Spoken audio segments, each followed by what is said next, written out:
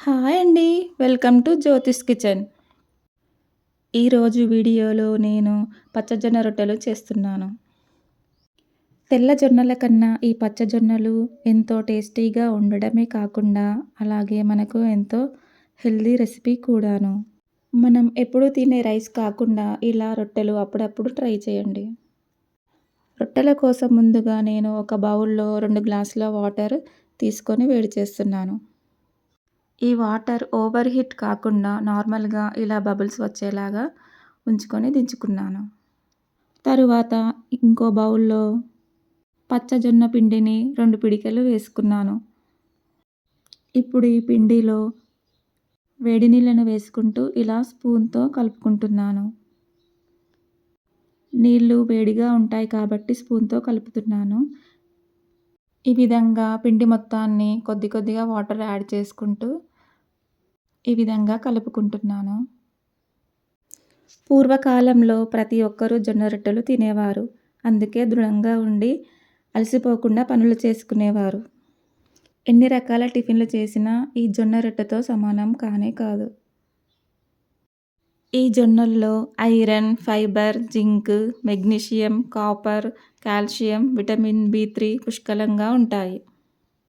ఇప్పుడు నేను జొన్న రొట్టె కోసం ఒక ప్లేట్ తీసుకున్నాను. తరువాత స్టవ్ వెలిగించుకొని మనం చేసుకునే జొన్న రొట్టె కోసం ఒక పెంకను పెట్టుకుంటున్నాను. ఇక్కడ నేను కలిపి పెట్టుకున్న పిండి ముద్దలోంచి ఒక రొట్టెకు సరిపడా పిండిని తీసుకొని ఇలా నేను చూపిస్తున్న విధంగా పిండి మొత్తం సాఫ్ట్ అయ్యే వరకు ఇలా రుద్దుకోవాలి. పిండిని ఎంత రుద్దుకుంటే అంత మంచిగా వస్తుంది రొట్టె. రొట్టె చేయడం చాలా కష్టం అనుకుంటారు అందరూ. కానీ ఒకసారి వచ్చినట్టయితే మనం రోజు చేసుకునే టిఫిన్‌ల కన్నా ఈ జొన్న రొట్టెనే బెస్ట్ అనిపిస్తుంది. పిండిని బాగా నలిపిన తరువాత ఈ రకంగా చేసుకొని కొంచెం పొడి పిండిని కింద చల్లుకొని ఇలా పెట్టి చేత్తో ఇలా అదుముకుంటూ కొట్టుకోవాలి. జొన్నలతో చేసిన రొట్టెలు తింటే షుగర్, బీపీలు కంట్రోల్‌లో ఉంటాయి. అలాగే రక్త ప్రసరణ వ్యవస్థ కూడా చాలా మెరుగుపడుతుంది. మన బాడీలో ఉన్న ఎముకలు కూడా బలంగా తయారవుతాయి. అంతేకాకుండా బరువు తగ్గడానికి చాలా ఉపయోగపడుతుంది. మన జీర్ణ వ్యవస్థకు, గుండెకు చాలా మేలు చేస్తుంది. మనం రొట్టెలు చేయడానికి రాకనో, వచ్చినా చేయడానికో బద్ధకించో వీటిని నెగ్లెక్ట్ చేస్తున్నామే కానీ జొన్న రొట్టెలో ఉన్న పోషకాలు రైస్‌లో మాత్రం లేవు. ఈ విధంగా రొట్టెను చేసుకున్న తర్వాత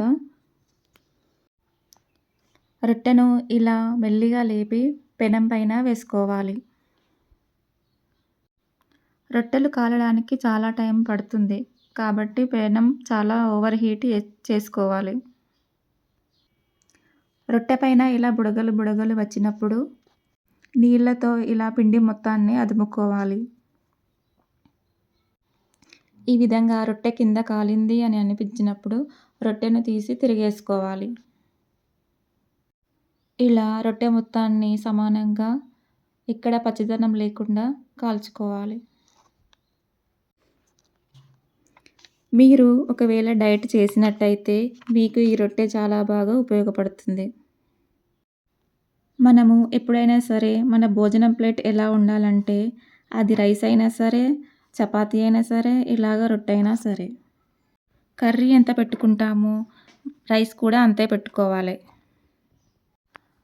ఇలా తింటేనే ఫ్యూచర్‌లో ఎలాంటి ప్రాబ్లమ్స్ రాకుండా ఉంటాయి.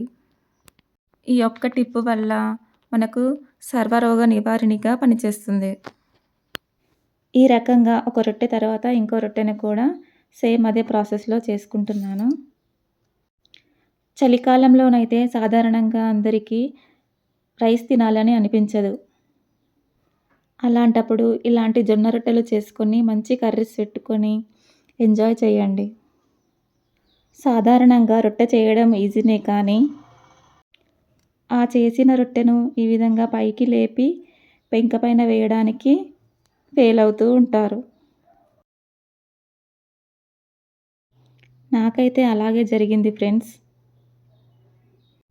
ప్రతిరోజు ప్రాక్టీస్ చేస్తూ ఉండగా అదే ఆటోమేటిక్ వచ్చేసింది.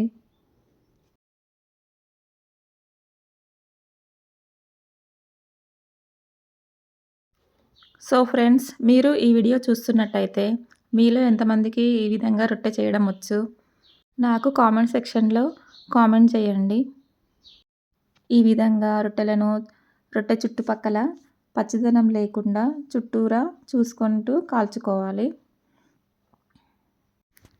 ఈ పచ్చజొన్న రొట్టె ఎలాంటి కర్రీస్‌లోకైనా చాలా టేస్ట్‌గా ఉంటాయి. సో ఫ్రెండ్స్, ఇవాల్టి వీడియో ఇది. మరొకసారి ఇంకో రుచికరమైన, హెల్తీ అయిన రెసిపీతో మీ ముందుకు వస్తాను. అంతవరకు ఉంటాను మరి. మీకు ఈ వీడియో నచ్చినట్టయితే లైక్ చేసి సబ్స్క్రైబ్ చేసుకోండి.